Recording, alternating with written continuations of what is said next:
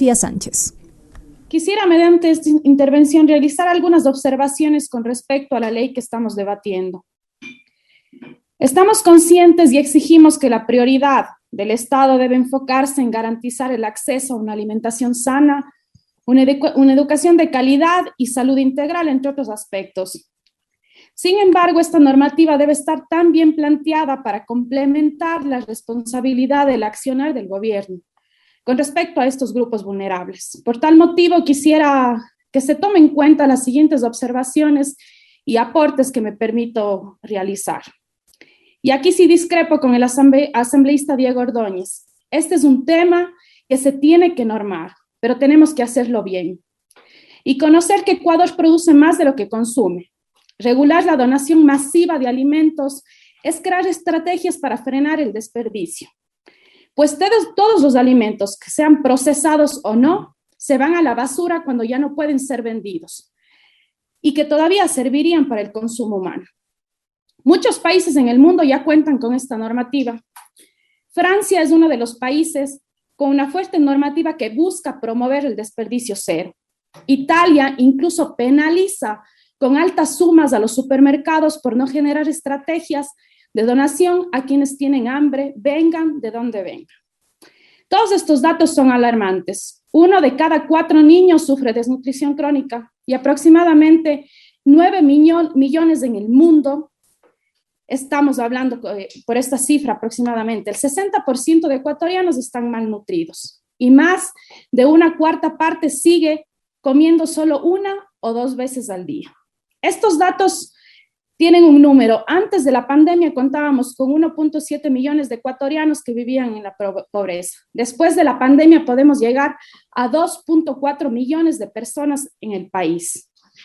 Pero es importante que esta ley llegue más lejos de lo que pretende. Y de eso quisiera comentar aquí 4 puntos que son sumamente importantes. En el Ecuador hablamos de frenar este desperdicio de alimentos que ya no pueden ser vendidos, como lo explica esta ley. Terminan incinerados y botados en vertederos. Por ello hay que precisar que al generar estrategias políticas convertidas en normas, se debe tomar en cuenta que esta competencia también podría asignarse a los gobiernos autónomos descentralizados, quienes mantienen una cercanía directa con la gente en territorio. Y ahí radica el primer problema y la gran preocupación de la centralización que tanto venimos hablando, ya que como pasa en otros trámites sencillos que dependen del Ejecutivo y que deben administrarse en las zonales de las provincias, y que al final la respuesta siempre es que se debe esperar a lo que en Quito se resuelva.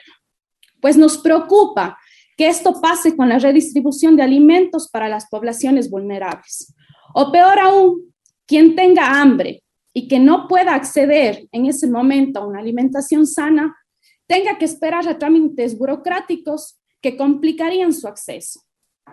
Crear comedores populares gratuitos, diarios o por temporadas largas, es una solución real y de bajo costo, aprovechando las donaciones de los supermercados, mercados, ferias y demás establecimientos que contemplan esta ley.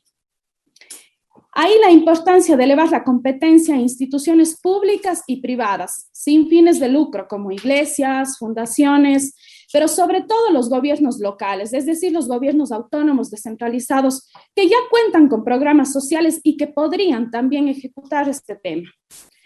La idea es que podamos dar una solución práctica, no solo en la zona urbana, sino también en la zona rural, que como ya comentaron algunos compañeros, es siempre la más abandonada.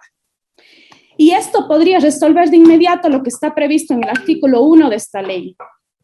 Esa sería la primera observación.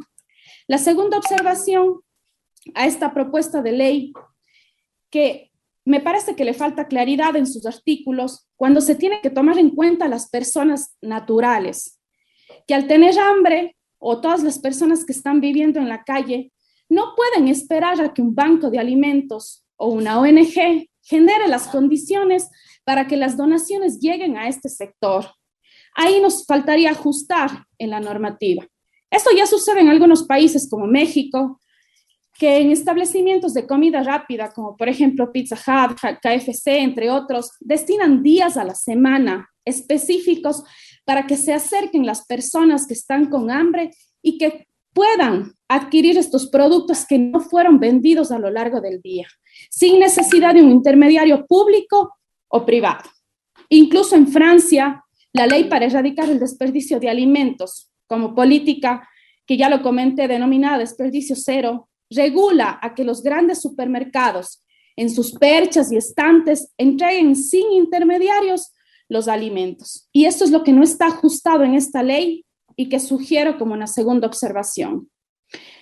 La tercera observación está igual. Cuenta con un minuto, por favor. La tercera observación está igual en relación a la calificación de los alimentos.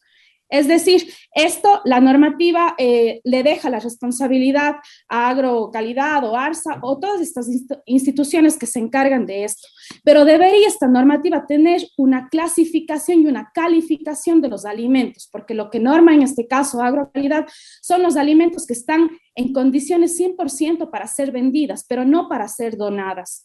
Ese sería el tercer punto. Y como cuarta observación, la ley en su texto, en el primer objeto, habla sobre la preservación del medio ambiente y sobre esto no se especifica absolutamente nada. Se ha quedado en un título y estas son las 4 observaciones que tienen que ser tomadas en cuenta y que de igual forma yo les daré llegar por escrito. Muchas gracias, señor presidente. Gracias a usted.